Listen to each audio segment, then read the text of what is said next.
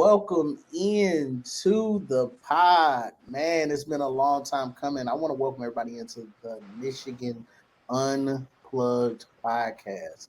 My name is Darnell. I'm here with my co-host Shivani. And look, we are super excited. This is our first episode.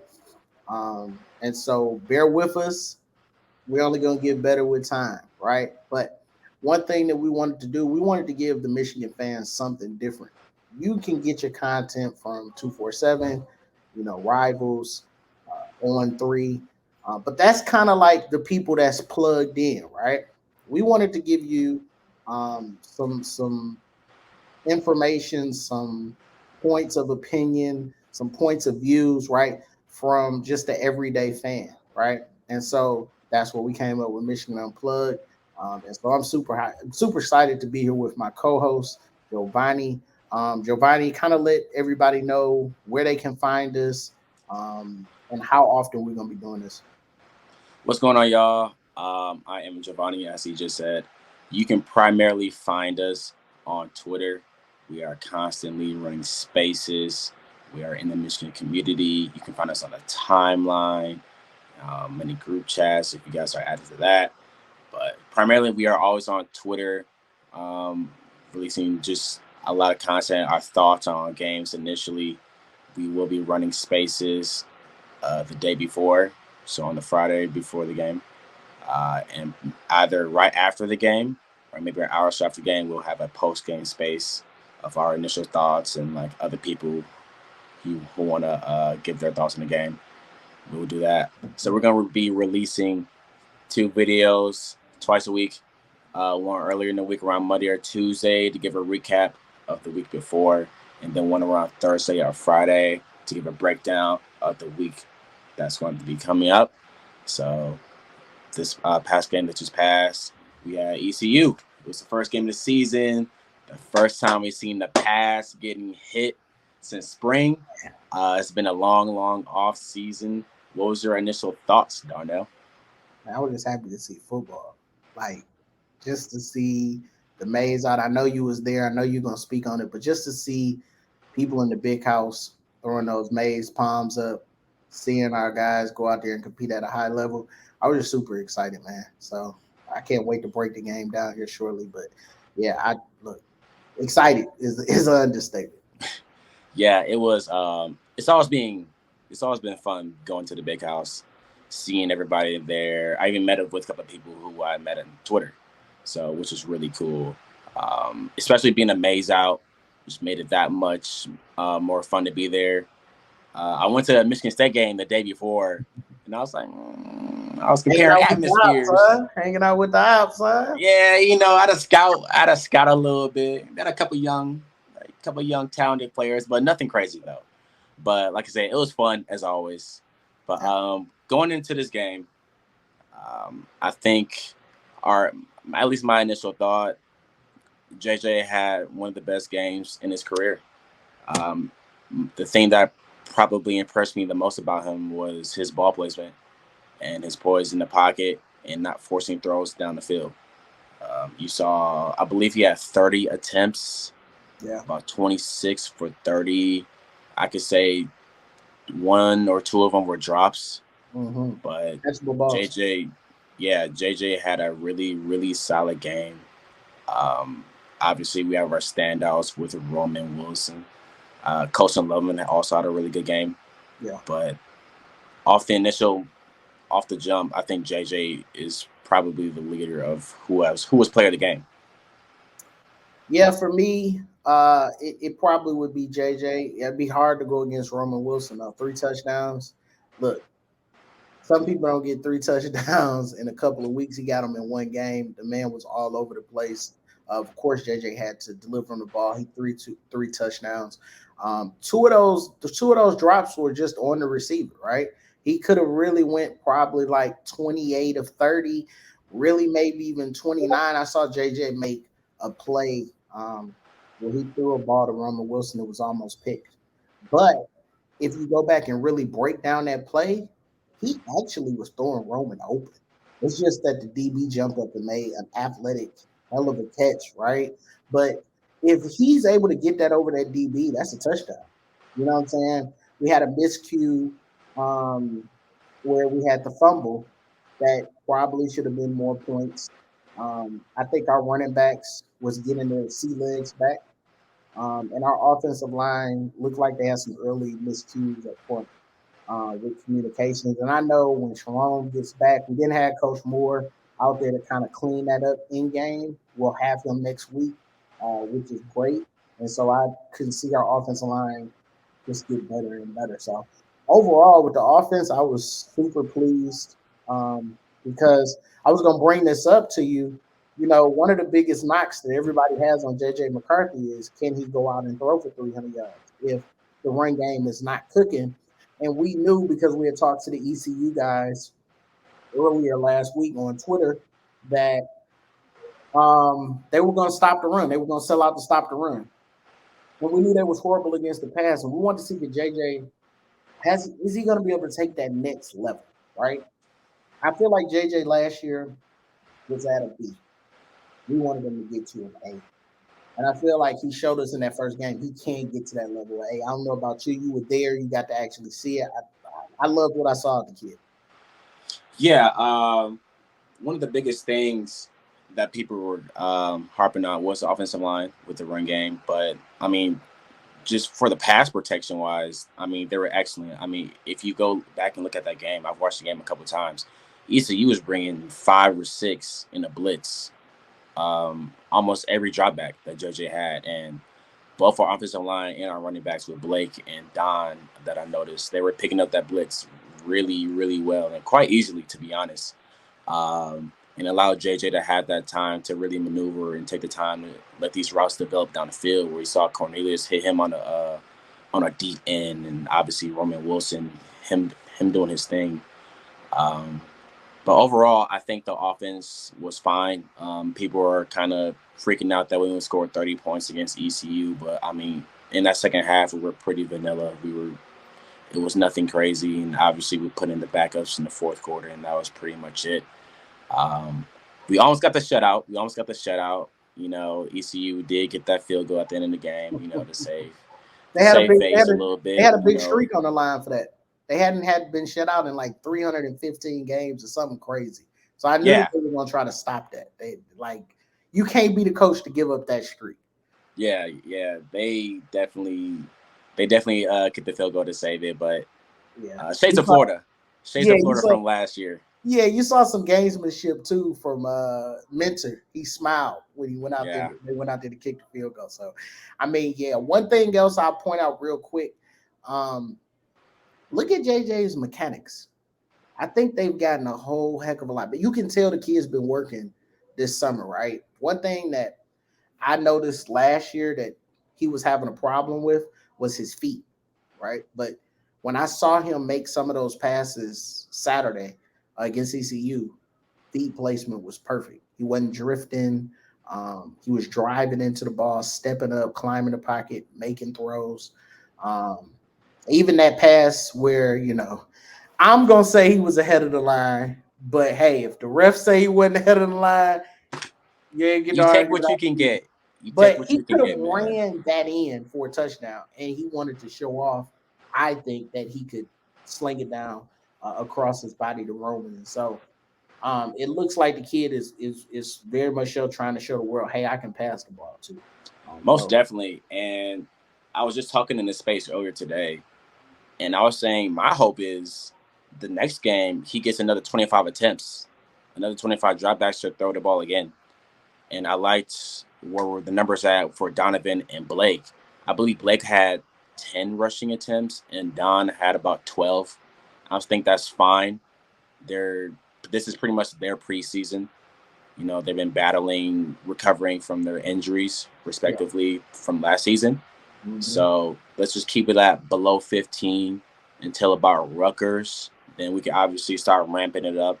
And then we get to the road games at Nebraska and at Minnesota. Then we'll obviously see the full potential of what they'll probably carry per game. But like I said, I want JJ's attempts to be at about 25. I think his development is the most important thing here, especially for him and the receivers. Making sure JJ continues to carry this momentum game Mm-hmm. after game instead of showing consistencies like he did last season, where he Mm-hmm. did flash, but he also showed very inconsistent issues. So that's my hope. But going on to the defense. I think Mm. our D tackles had a really good game. Um, our edges, were, a It was little the bit to be backup. desired. Yeah, but it was the backup. You didn't see much Chris Jenkins or Stewart, the transfer. I think when I looked at the depth play from PFF, he had like 8 plays. I think Chris Jenkins had 12. So it was a lot of young guys. Um, Yeah, one of those pressures, I believe, from the D tackles created their first interception of the game with Michael correct. Sanders still, and the second one with Josh Wallace. I thought that was a catch. Crazy play. Like that was such an acrobatic catch. Like he had to like turn around and like reach down towards his feet to still catch it, and then like toe tap. It was like I was like, how is that not a pick? I was like, he should have caught that. I think my expectations for Josh Wallace was he was kind of there to hold down the spot until one Mhm. of our younger, possibly more talented corners can catch up a little bit and then take over, kind of like how Will Johnson did last year. Facts. Maybe by like week 6, they'll be able to take the starter spot from him. But I mean, if he keeps doing things like this, he's going to have this locked down, and our questions at CB2 will be answered once Will Johnson gets back. Facts. Um, for me, my standout is somebody that I've been hoping, I've been clamoring for him to get on the field because I saw his film in high school, and when we flipped the kid at the end of the cycle, I was super excited that we got him in that class, and that's Keon Saab. Like when I saw him in high school, I was like, this dude is going to be a problem. And thank God that Clemson lost their DC and he's not playing at Clemson because this kid came in, you could tell he was ready. He made a pass deflection. He was all over the field. You could see his speed, hawking down. One thing that we used to give us nightmares was the crossing routes, right? But now Mm-hmm. Michigan has so much speed on the field in the back seven or I'm sorry, the back four, and even some in the front seven, right? Because I saw the freshman out of Nebraska, fast laying down the lumber, coming down steaming. So Keon Saab and Ernie Heisman were my two MVPs. I love the way that both of them played.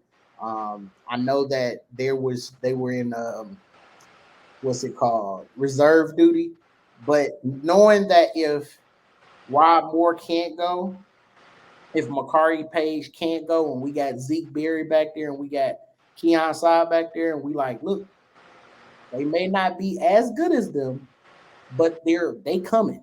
You know what I'm saying? So The like drop off isn't as drastic as we thought it facts, initially could be. facts, and that's exciting because you need that type of depth. When we watch Nebraska, when we watch Nebraska, when we watch Georgia, right, and that's who we claim we want to be, right? That's who we want to be because to be the man, you got to beat the man. Shout out to Ric Mm-hmm. Flair. You got to have depth, right? So that when week 9 and week 10 comes around, and maybe a guy is going and dealing with something, and you want to preserve him for the Ohio State game, you can call on the Keon side and say, can you come in and spot duty in Maryland and there not be a drop off? You Mm-hmm. can call on a Zeke Berry and say, hey, can you come in for the Purdue game to give our guys a little bit of rest before we got to play Penn State, right?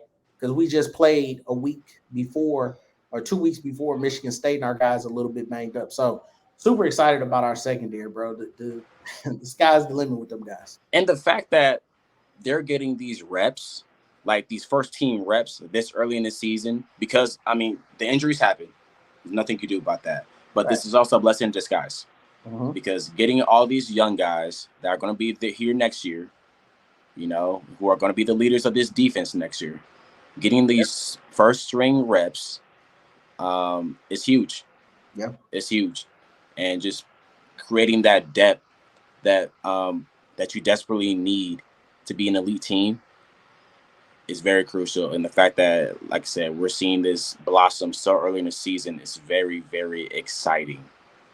Yeah, Derek Moore is another. I forgot to bring his name up. He played edge. I thought he had some pressures. I know a lot of fans are a little bit upset that we didn't get any sacks, recorded sacks on the day, but we had a lot of pressures. The sacks will come, so everybody take a calm down. Just like the run game will come, the sacks will come, right? I think Mm-hmm. what you have to understand is what you saw from Michigan's defense is what you want to see is them dominate their opponent, right? They didn't let them get in the end zone, and they got a last second field goal just so they wasn't blanked. And that should encourage you. I saw a lot of things that we can improve on defense. Um, I do think that sometimes uh, we play a little bit out of position when teams kind of speed us up a little bit. Um, and so I'm hoping that that changes. And I also want us to play with a little bit more urgency. We could have gotten a penalty once again. Shout out to the refs for not calling it, but I think it was Derek Moore. Somebody was coming off the field for It was a Stewart. Stewart. They're coming off the field for a substitution, and they just lollygagging off the field, and that actually should have been a penalty. They ended up letting it go, and we ended up getting them to punt. But those are the things I know it's Eastern Carolina, but those are the things that I want us because that's not what championship teams do. That's not what the Alabamas do. That's not what the Georgias do. You get what I'm saying? Like every game, you got to come at it with a high level of intensity, no matter who your opponent is. So hopefully this weekend we play UNLV.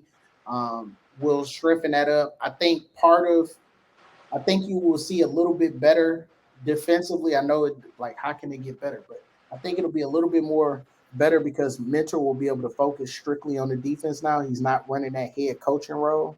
Sharon will be focused on run game, offensive line. And so we're starting to get back to some normalcy, right? And then next week we'll get Sharon calling the plays, but the coach, and we'll be ready to go for when Jim comes back, the head man comes back everybody is in full rotation. So, um, man, I wish I could have been there with y'all. Y'all look like y'all had some fun out there. Yeah, it was such a fun time. It was hot, but I had my hat on, I had my bucket hat, so I didn't really feel nothing. I was chilling, and had there's no bad seat in the big Yeah, house, but yeah. I was pretty up close by the corner of the end zone, so it was really cool. Like being that close to the players, it's always a good experience. Right. But uh, these The special band. teams, man, these special teams.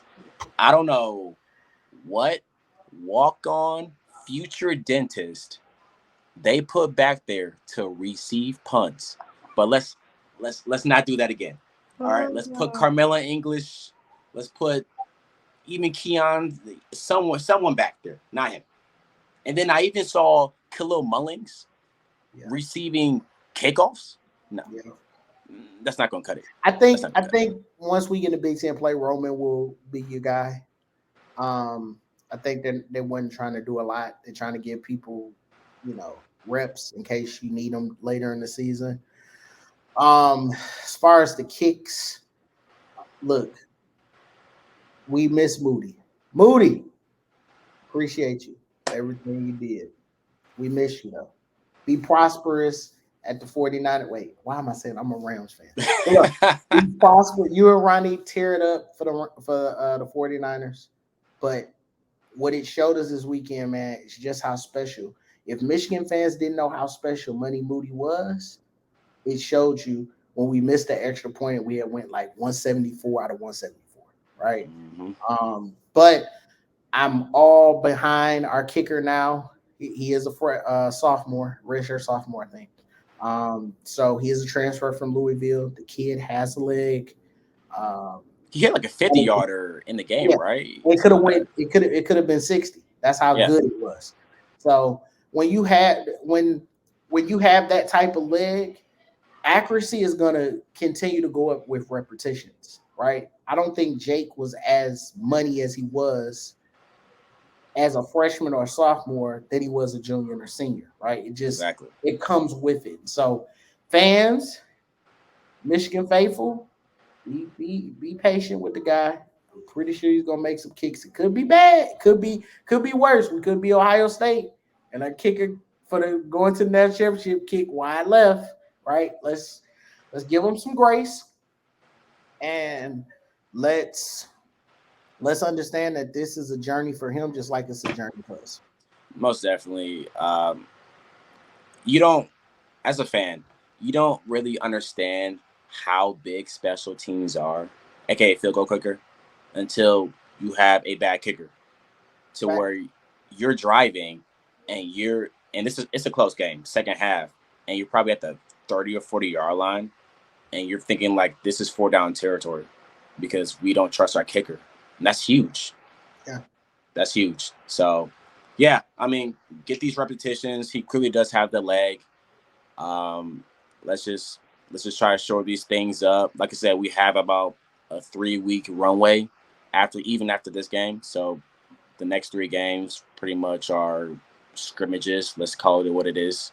I mean, Rutgers is going to punch back a little bit. Not going to lie, but let's be honest. At the He played caliber, well this weekend. yeah, Rutgers played well this weekend. yeah. Let's Before just we show these things up.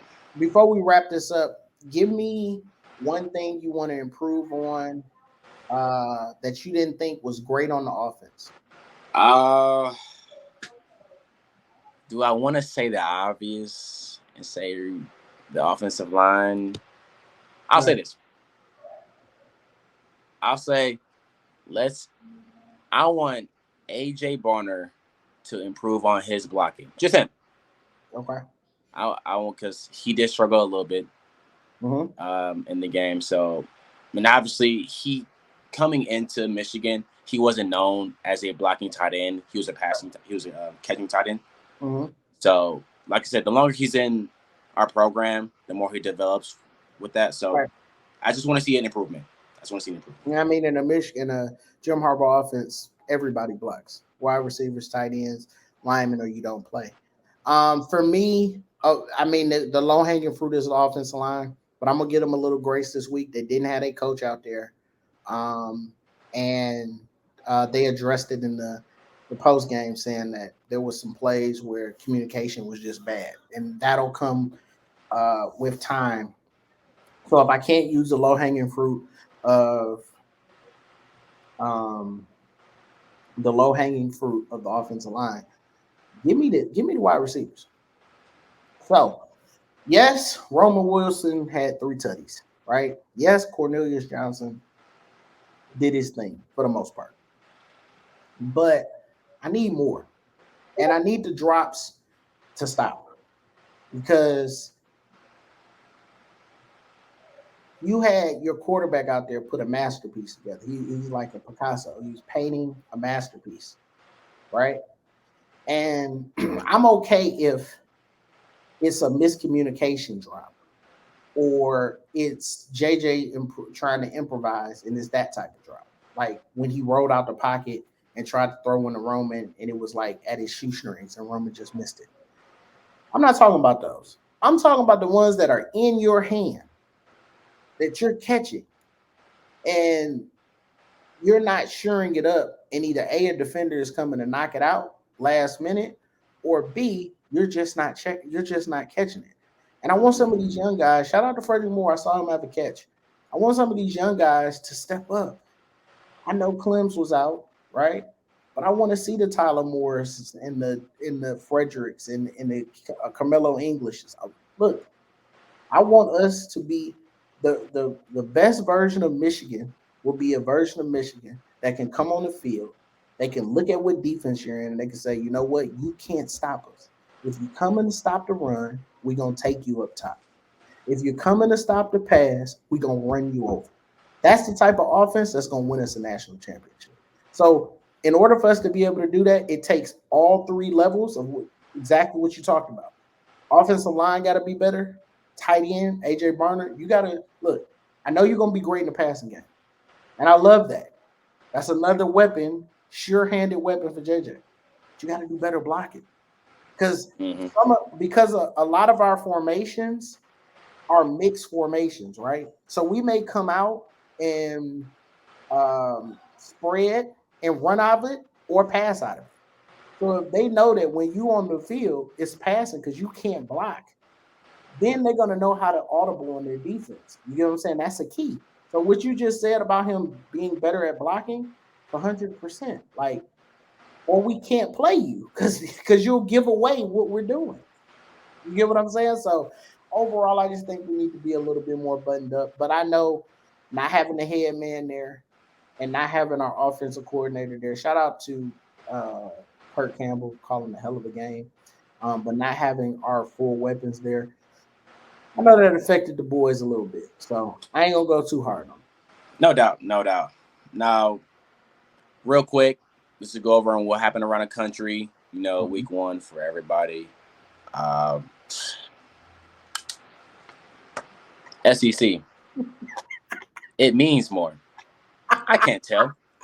You got South Carolina, Florida, and LSU getting bullied by out of conference opponents. I never thought I saw these see today. They went over 3? Over 0 for 3? 3. 0 for 3. Yeesh. LSU was on the hub. I Definitely got mean, South Carolina gave up 9 sacks. that's crazy. And then they had Graham Mertz throwing the ball how many times? It felt like a gazillion. Oh my, like Graham Mertz? Like, where'd he come from? Hey, they believe in merch down there in Gainesville. SEC, that was a good one. Um, I'm gonna take my all right. I'm gonna take my victory lap. Hey, for all you media members, for all you people that bought into the media members, do y'all believe now? I'm talking about Coach Prime out there in Colorado. Do y'all believe now? Because none of y'all believe. I know we're gonna have under the comments on the YouTube page. I believe that Coach said, no, you didn't. No, you didn't. You didn't. You ain't believe in him or his son. I've been on record of believing because I had to face the man for the past 2 years because I went to Southern. That's my alma mater. He coached at Jackson State. He kicked out behind the past 2 seasons and brought them SWAC championships. So I knew Coach Prime was really who he is, right? But for all you media people who said he didn't know what he was doing and he was running kids off the wrong way at the program, do you believe now? He had them boys balling.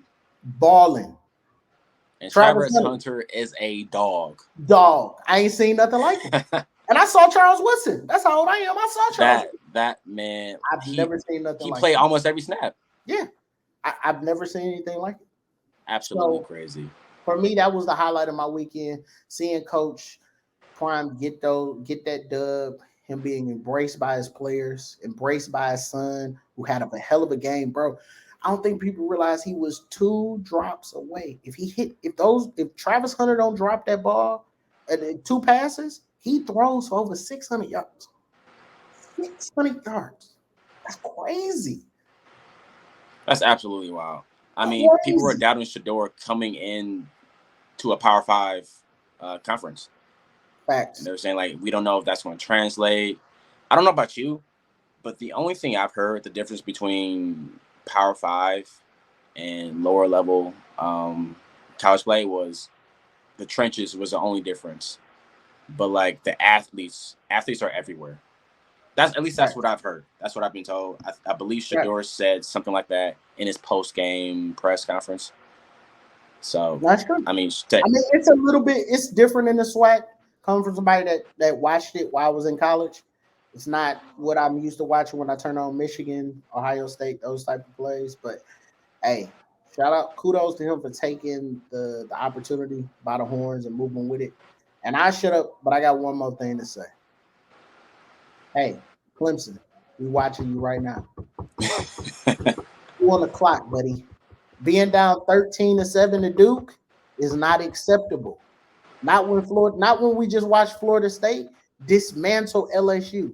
If you lose this game tonight, best believe you're not winning the ACC. I'm calling it right now. You lose to Duke tonight, the mm, season is over with.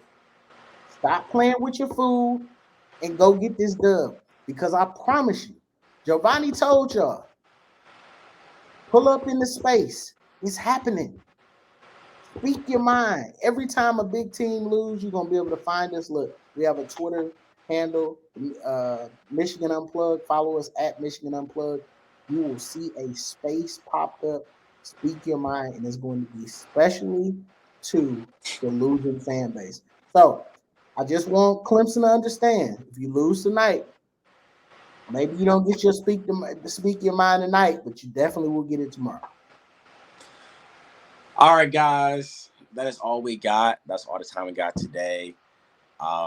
We will have another show later this week going about what's going to happen during the next game against Michigan. I believe it's UNLV at UNLV 3:30. in Vegas on CBS. First time on Yeah, on CBS. CBS. On CBS, Yeah. we're gonna hit that little jingle.